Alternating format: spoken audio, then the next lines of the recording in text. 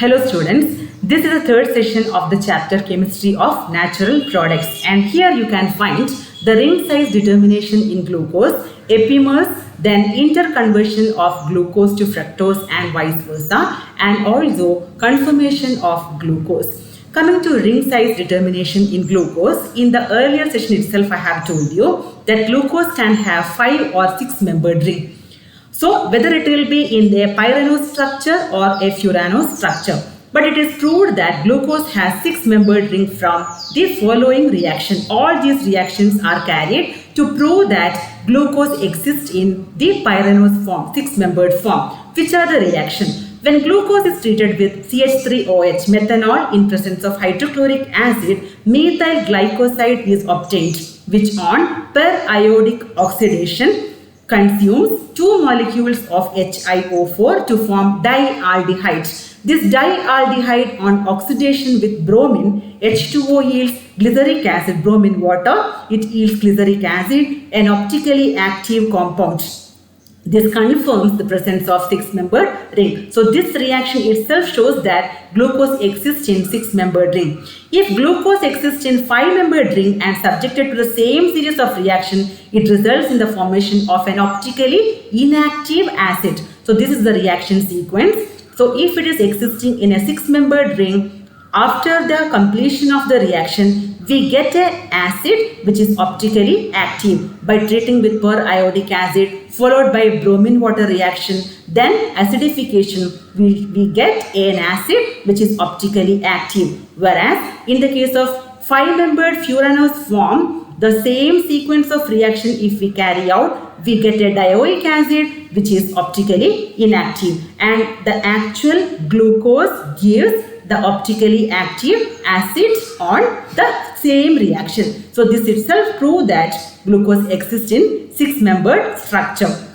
Then structure of D-aldohexoses. D-aldohexoses in the sense one is glucose. This is another example for aldohexose, which is galactose. So this is the open chain Fischer structure of galactose, CHO, HOH, OHH, OHH. Only on the third carbon atom it differs from the glucose structure, OHH, then HOH, CH2OH. And this is the structure, cyclic structure, Haber structure of alpha D galactose, and this is the alpha D galactopyranose structure. Both are ring structures only, but this we write has a Haber structure and we write the name as galactopyranose, alpha D galactopyranose. Just like we have said in the previous session, all these groups which are writing on the left side will be on the top and which are on the right side will be at the bottom.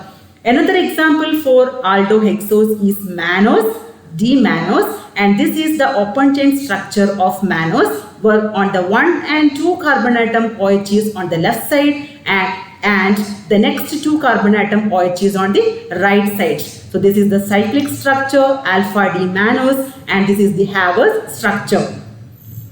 Now ketohexose, what example we can give for ketohexose? All the examples whatever we have seen so far are the example for aldose.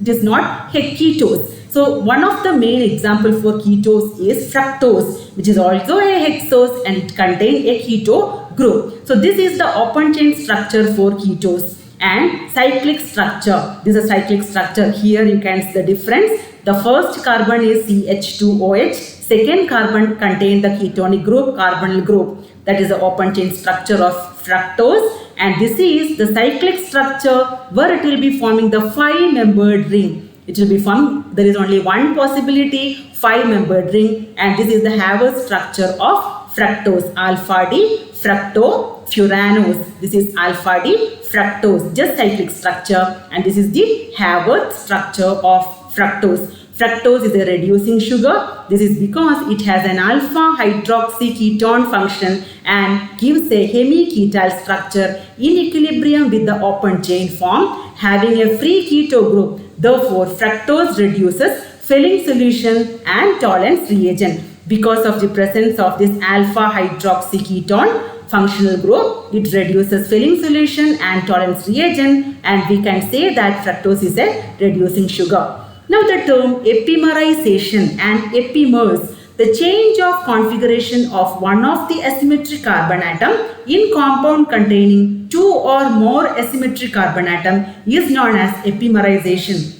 The change of configuration of one of the asymmetric carbon atom in the compound containing two or more asymmetric carbon atom is known as epimerization. Epimers are aldoses which have identical configuration on all their asymmetric carbon atom except on the alpha carbon atom and produces the same oxazone are known as epimers. Epimers are aldoses which have identical configuration on all their asymmetric carbon atom except alpha carbon atom and produce the same oxazone are known as epimers. Example can be given as glucose and mannose and glucose and galactose. Now, which are the different conformations for alpha D glucose and beta D glucose? The pyranose ring of glucose is not flat.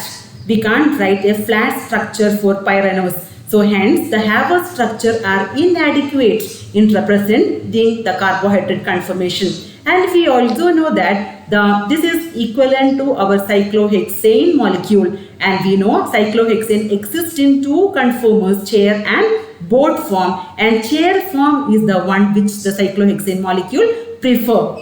Similarly, here also the Haber structure, while representing the Haber structure of alpha D glucose and beta D glucose again prefer the chair conformation. The chair conformation is the most stable conformation that a six-membered ring can exist. The beta D glucose form of glucose is more stable than alpha D because in beta D all the group are occupying the equatorial position.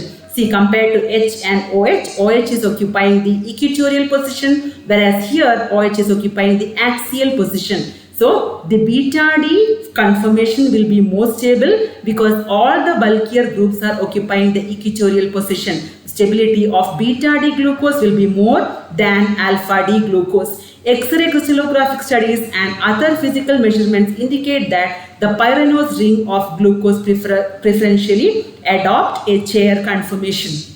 Now, how the interconversion can be done? How glucose can be converted to fructose and fructose can be converted to glucose in between. Interconverted. How can they be interconverted? This is D-glucose structure. This is first treated with phenylhydrazine. On treating with excess of phenylhydrazine, we get the D-glucosazone. It is glucosazone where the first and second carbon atom will be converted to the corresponding phenylhydrazone. And this compound on hydrolysis, we get the first carbon atom will be hydrolyzed to form CHO and the second carbon will be forming a ketonic group and it is termed as glucosone. This is glucosone. This is further reduced in presence of zinc and acetic acid to form where both are prone to reduction, but CHO will be very easily reducible and that will be reduced first to form CH2OH, which is D-fructose. So this is how glucose can be converted to fructose by reacting with phenylhydrazine followed by hydrolysis and reduction.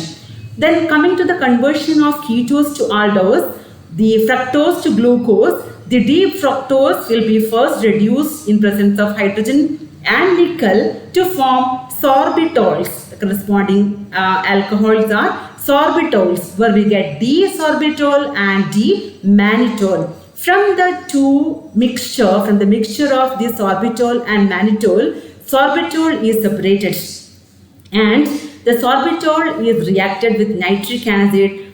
Carefully it is oxidized to form the corresponding acid, which is gluconic acid, and the gluconic acid is heated to get Y-lactone and that one on reduction using sodium amalgam in presence of hydrochloric acid we get D-glucose. Again, the D-fructose structure, fructose on reduction we get a mixture of sorbitol and mannitol, from which only sorbitol is separated, and the sorbitol on reaction on careful oxidation in presence of nitric acid, we get gluconic acid, D-gluconic acid, which on heating we get white lactone, which can be reduced in presence of sodium amalgam in presence of hydrochloric acid to form the glucose. So students, in this session you would have learned about the ring size determination in glucose, then about epimers, epimerization and the concept of epimers, then interconversion of glucose to fructose and vice versa, and conformation of